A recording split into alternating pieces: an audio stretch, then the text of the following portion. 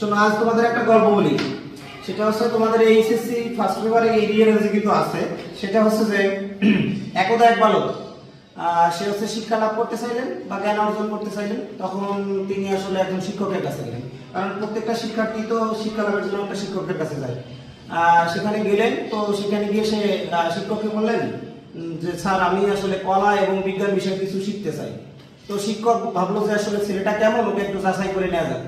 এই জন্য তার জ্ঞান পরীক্ষা করার জন্য বললো যে আসলে তুমি বলো তো যে ঈশ্বর কোথায় আছেন। তো বালকটা প্রত্যুত্তরে বলল যে আপনি যদি বলতে পারেন যে ঈশ্বর কোথায় নাই, তাহলে কিন্তু আমি বলবো যে তখনই আমি বলবো যে আসলে ঈশ্বর কোথায় আছে।